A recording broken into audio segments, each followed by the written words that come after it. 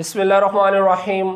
अस्सलाम वालेकुम नाजरीन, मैं हूं मोहम्मद बिलाल। आप देख रहे हैं बिलाल कांजू ऑफिशियल यूट्यूब चैनल। मेरे पास महकमा ज़राअत की जानिब से एक 2016 से लेकर 2021 तक का डाटा है जो ये बात वाज़े करता है कि जब काश्तकार से गंदम चली जाती है, बिक जाती है, यानी आपकी अप्रैल में गंदम आई, मई जून, तो जुलाई से आगे आगे रेट बढ़ना शुरू हो जाते हैं। यहाँ पर मैंने अनसर्कल किया हुआ है, आप देख सकते हैं कि अक्टूबर और नवंबर के अंदर सबसे ज़्यादा रेट था 2021 के अंदर।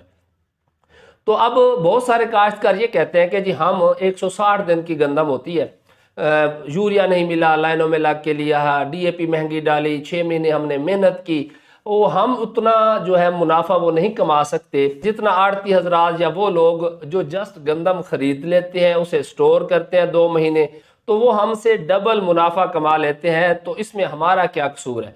बहरहाल आज की इस वीडियो में हम बात करेंगे गंदम को स्टोर करने के हवाले से कि अगर आपने घर के लिए गंदम स्टोर करनी है तो हमारे मुख्तलिफ काश्तकार मुख्तलिफ तरीक़ों से स्टोर करते हैं। मसलन कुछ दोस्त ऐसे होते हैं कि जी 15-20 गट्टू या कमरे में किसी एक साइड पर वैसे ही गट्टू के अंदर डाल के ही स्टोर कर लेते हैं। कुछ दोस्तों के पास 25 मन, 30 मन, 40 मन, 50 मन जस्त के बने हुए भड़ोले, वो उनके अंदर अपने खाने के लिए गंदम स्टोर कर लेते हैं। तो इस हवाले से मैं आपको बताना चाहूँगा कि आपने गंदम को कैसे स्टोर करना है।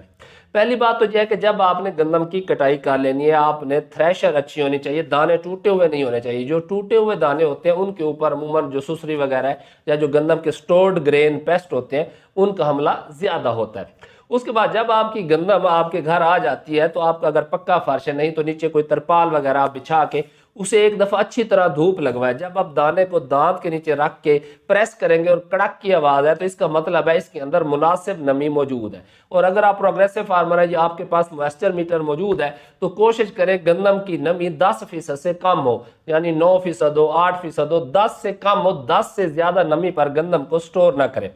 और स्टोर आपने क्या करना है कि अगर आपने खाने के लिए गंदम इस्तेमाल करनी है या आपकी 20 मन, 25 मन या 30 मन है तो अभी आपने इसको भड़ोलों में नहीं डालना, आपने इसको एक दफ़ा धूप लगवानी है, गट्टू में डालना है और वैसे ही रख देना खुला। हाँ, चूहों वगैरह का वो एक अलहदा इशू है। जो सुसरी वगैरह लगती है ना, वो शुरू में जो है वो गंदम की जो जिल्द होती है, यानी जो दाने की स्किन होती है, वो सख्त होती है। जब बरसात का मौसम आता है तो उस वक्त क्या होता है, जो गंदम का जो सीड कोट होता है, जो इसका जो छिलका होता है, वो नमी अब्जॉर्ब करने से नरम हो जाता है। और उस वक्त जो है वो ये जो स्टोर्ड ग्रेन पेस्ट होते हैं, खासकर जो जिसे हम सुसरी कहते हैं गंदम की, इसका हमला बढ़ जाता है। यानी आपने धूप लगवाई, गंदम को वैसे रख दिया, गट्टुओं में डाल कर, या आपकी गंदम खुली पड़ी हुई है, वहां पर चूहों का इशू नहीं है, तो आपको परेशान होने की जरूरत नहीं है। जून के आखिरी हफ्ते में या जुलाई के पहले हफ्ते के अंदर अंदर जब मौसम फुल क्लियर हो, फुल धूप हो, तीखी धूप हो, दोपहर के वक्त आपने एक दिन जो है वो अच्छी तरह इसको तकरीबन आपने सुबह 10 बजे गंदम को फैला देना है और शाम 4 बजे से पहले पहले इसे इकट्ठा कर लेना है, यानी एक दफ़ा अच्छी तरह से खुश करना है। उसके बाद अगर तो आपने इसे स्टोर करना है भड़ोले के अंदर, तो आपने भड़ोले को पहले भर लेना है, उसकी सफाई करके उसे भड़ोले को गंदम से भर लेना है। उसके बाद किसी प्लेट के अंदर 2.5 मन के लिए 1 गोली, यानी अगर आपकी 25 मन गंदम है तो 10 गोलियां बहुत है, ये आपने उसी प्लेट के अंदर वैसे खुली रख देनी है। और प्लेट को आपने ऊपर रखना है, भड़ोला बंद करने से पहले एंड के ऊपर रखना है, नीचे नहीं रखना, ना ही गंदम के अंदर शामिल करना है। रखने के बाद आपने इसका ढक्कन बंद करना है और आटे के साथ लेप लगा के मड, यानी उसको सील एयर टाइट कर देना है भड़ोले को। तो इससे का फायदा क्या होता है कि ये जो गंदम की गोलियां है ना, जिसे हम एल्यूमिनियम फास्फाइड कहते हैं, इसके अंदर से फास्फीन जहरीली गैस पैदा होती है जो हर किस्म के स्टोर्ड ग्रेन पेस्ट और उसकी हर स्टेज को ख़त्म कर देती है। ये जो फास्फीन गैस होती है ना, इसकी डेंसिटी हमारी आम हवा से इसकी कसाफत ज़्यादा होती है, यानी ये हवा से भारी होती है, इसीलिए ये नीचे की तरफ मूव करती है, ऊपर से नीचे की तरफ सरायत करती है और पेंदे तक चली आती है।